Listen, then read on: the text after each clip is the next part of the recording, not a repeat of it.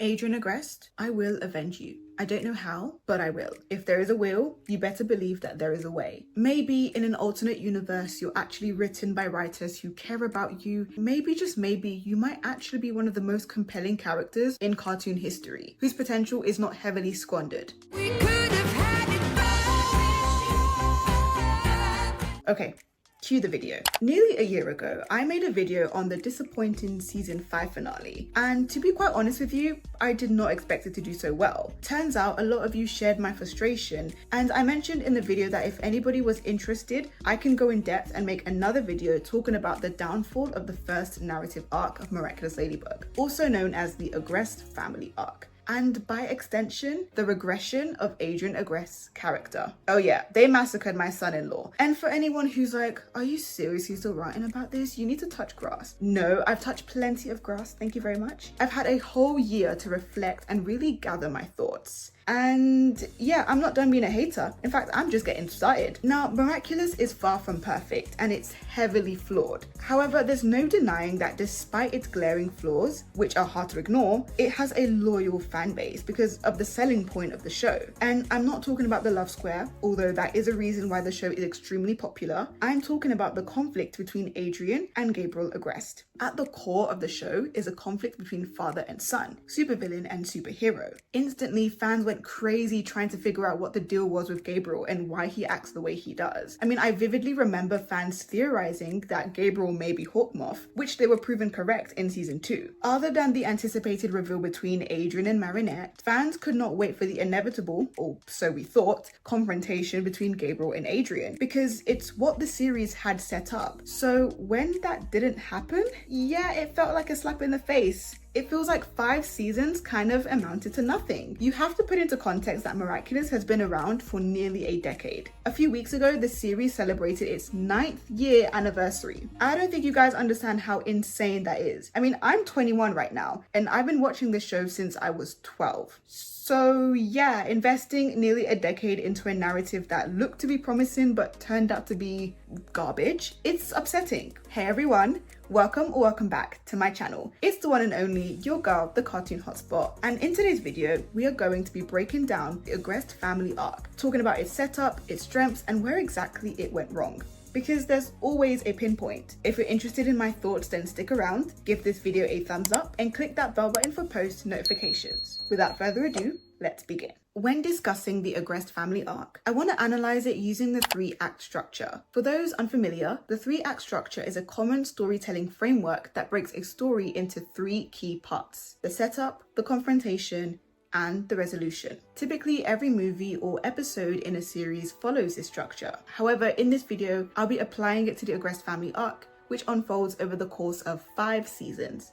Now, the setup of the arc is fine. In fact, it's pretty solid. It begins with Adrian Agreste, a lonely, sheltered teenager, sneaking out of his house to attend high school, much to the disapproval of his father, Gabriel Agreste. This act of defiance immediately sets the stage for their strained relationship. Gabriel, a world-renowned fashion designer, is emotionally distant and controlling, keeping Adrian isolated from the world. But beneath Gabriel's cold exterior lies a secret. He's Hawkmoth, determined to obtain the Ladybug and Black Cat Miraculous to save his comatose wife, Emily.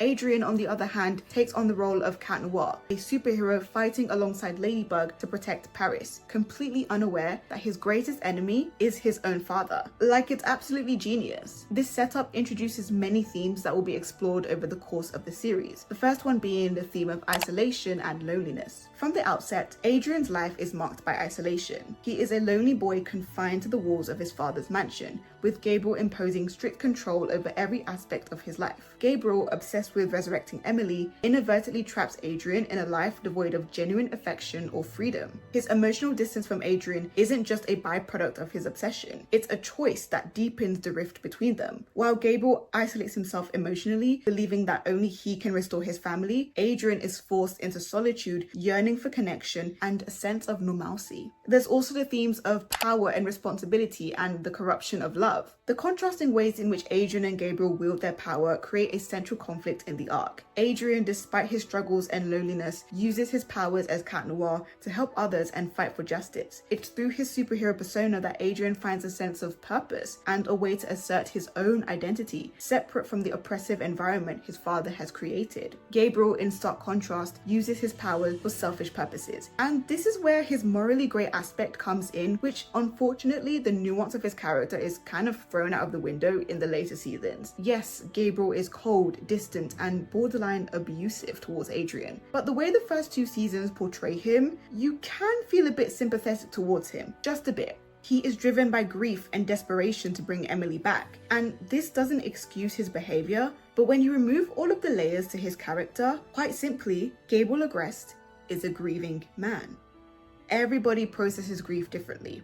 Some heal in no time, others take a bit more time. Gabriel is unable to let go because he is afraid of what life without Emily would look like.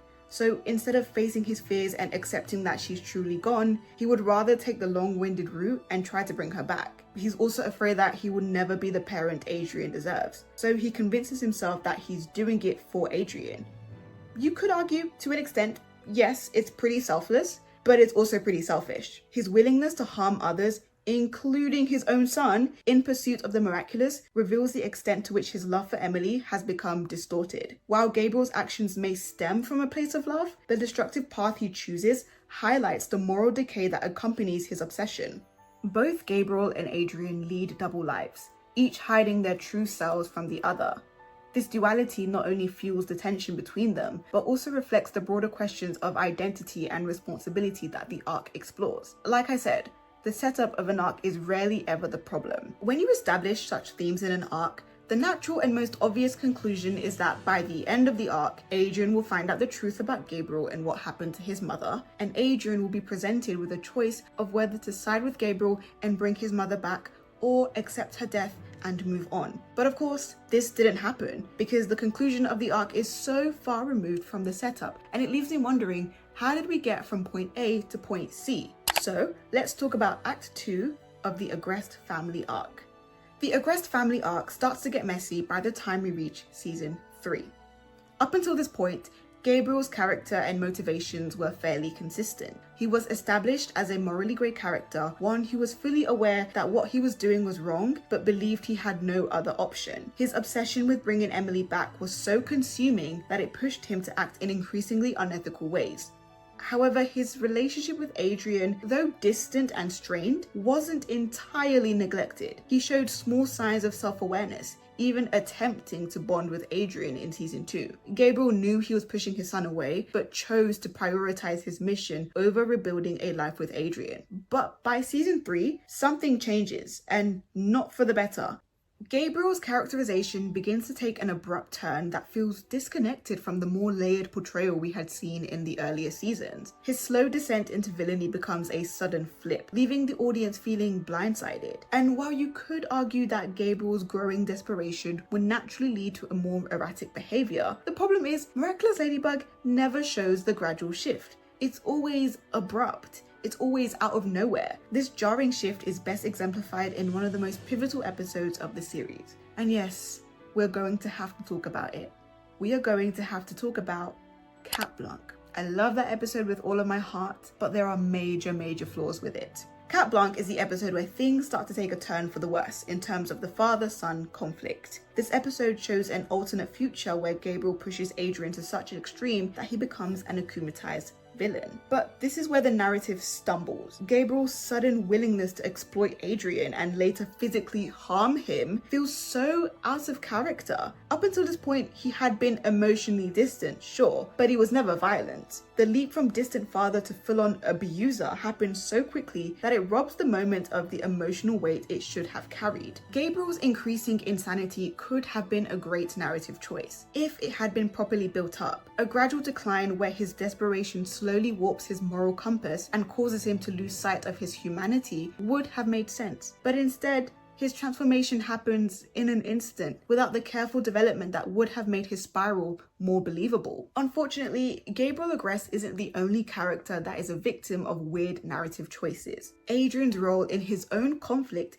begins to fade in season 3. He starts to become less of a main character and more of Ladybug's sidekick. And the tipping point?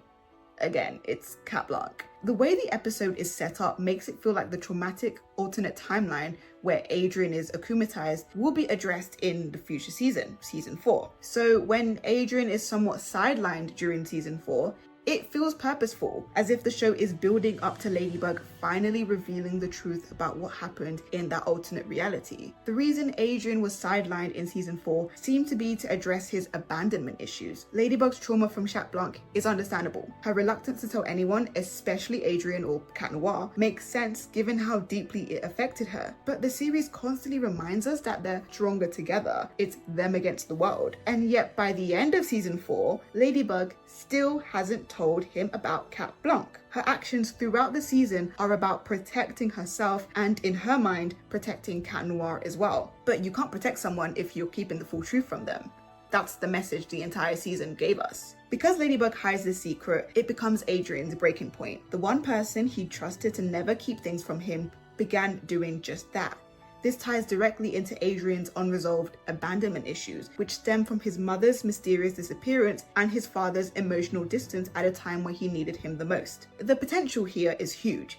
Imagine the impact if Ladybug finally told Cat Noir about Cat Blanc. He could become fearful of his own powers, terrified that he might one day cross the line from heroism into madness, which would serve as a powerful parallel to Gabriel's own descent. But this payoff never comes. Instead, Adrien's significant character development across season 4, his emotional struggle with his dual identity, his growing distance from his father, and his evolving relationship with Ladybug ultimately leads nowhere. It's a frustrating missed opportunity that leaves Adrien's arc feeling incomplete. There are ways to develop both character stories without sidelining one in favor of the other, but Miraculous Ladybug has consistently struggled with this balance. And at last, let's talk about the resolution of the Agreste Family Arc. Season 5. Season 5 is just weird. It's completely unwatchable in my opinion, because when you compare the start of the Agreste Family Arc to where it ends, it feels like a lot has happened, yet nothing has happened. Like, I cannot tell you the amount of times some of my friends who don't watch the show have asked me, oh, so what happened at the end of it? And I have to tell them, 1, the series hasn't ended. It's actually been greenlit for 7 extra seasons. 2, I have to explain to them all that happened and they ask me, that's it? After all of that, they don't know each other's identities and he hasn't found out his father is the villain? It's truly embarrassing. They're just milking the show at this point. Throughout the season, Gabriel's descent into desperation and madness escalates. He's erratic, sometimes outright insane, despite holding 14 Miraculouses. He's constantly failing, becoming obsessed with controlling Adrien's life, whether it's trying to get him to date Kagami, even though they clearly aren't into each other anymore. Gross. Or literally sending him off to London so he can enact his big, convoluted plan. And let's not forget the part where a grown man is beefing with a 14-year-old girl. Yikes. None of the anticipated payoffs came to fruition. And in Miraculous Ladybug, that is a massive issue. Look, I love a good plot twist as much as the next person, but a twist has to make sense within the narrative. Otherwise, what's the point? The entire arc sets us up for an inevitable Adrien-Gabriel showdown, or at least a Cat Noir versus Hawkmoth confrontation. If you introduce this father-son conflict, you have to follow through. Otherwise, why make the villain the protagonist's father in the first place? If Hawkmoth was just some random villain, Adrien's absence in the finale wouldn't have been an issue. Like, I would not give a damn. But you can't build this intense, deeply personal conflict only to do a complete 180 at the end and avoid the confrontation entirely. Neither Gabriel nor Adrien discover the other's identity, and they never confront each other, which means sacrificing emotional stakes in favor of flashy fight scenes that carry little weight. Look, I said it in my last video. The Bug Noir versus Monarch confrontation was truly one of the greatest fight scenes I've seen in Miraculous Ladybug. But that's about it. It seems like the writers wanted to surprise the audience with a Adrien's not here, Marinette has to save the day twist to avoid predictability. But here's the thing, predictability isn't inherently bad, especially not in Miraculous Ladybug. Just because something is predictable, like Adrian eventually facing his father, doesn't mean it's boring. Fans wanted this showdown. It was the emotional core of the story. And sure, there are ways to throw in shock value, but sidelining your deuteragonist in the finale? That is not clever. That's just bad writing. The real problem with the resolution of the Agreste family arc is that after everything, we are back at square one. In fact, we're not even back at square one, we're back at square zero. Adrian hasn't grown. If anything, he's regressed. Instead of being a complex deuteragonist, he's reduced to a sidekick who's completely clueless about what's happening around him. He's one-dimensional, boring, and his character boils down to either being unaware of crucial events or playing Marinette's boyfriend. Adrian Agreste isn't the deuteragonist of his own story anymore. He's just a love interest. And here's the kicker. A lot of people, including Thomas Astruc himself, have said that episodes like Cat Blanc and Ephemeral are proof that an Adrian-Gabriel confrontation could never end well, which is somehow supposed to justify the season 5 finale. And I just have to say, what? Are you guys okay? That is one of the lamest excuses for bad writing that I've ever heard. Cat Blanc and Ephemeral are what-if episodes. Sure, scenarios that show what could have happened if things go down at the wrong time when neither character is ready. They are meant to be trials, not a definitive statement that a confrontation can never happen. The whole point of Adrian facing Gabriel in the actual storyline is to show his growth. Like, are the writers completely unfamiliar with that term, with growth? Are they allergic to it? Please tell me. It's the moment where he's stronger, more emotionally mature, and able to handle the conflict that he couldn't before. The fact that people are bending over backwards to defend the show's refusal to give us this confrontation, using these bizarre excuses, is honestly infuriating. Like, are we getting paid to defend the show's bad writing? Are you guys getting paid for it? Let me know, because if you are, 100%, like, I get it. Go get that bag. But I can guarantee you, you're probably not. All of the clever, subtle themes that were present in the early seasons have been flattened into something painfully obvious. Take the Senti being storyline, for example. Early on, there were hints that Gabriel's control over Adrian was more than just physical, it was metaphorical, an allegory on parental manipulation. But somewhere along the way, the nuance was lost. Now, every time Gabriel orders Adrian around, we get an obvious shot of the ring, beating us over the head with the fact that Adrian is a Senti monster. Like, we get it. We don't need to see a shot of the ring every single time Gabriel gives Adrian an order. The Adrian-Gabriel conflict, which was supposed to be the heart of the story, somehow shifts into the Marinette versus Gabriel conflict. And I mentioned this in my season 5 finale video essay, so I'm just going to insert the clip here to avoid repeating myself. Everything leads back to Marinette. Every single plotline is somehow carried by Marinette. And I don't think a lot of people understand how detrimental the effects of this are. It weakens everyone else's character, and it also weakens Marinette as well, because she simply does not have all of the emotional connections needed to carry these storylines.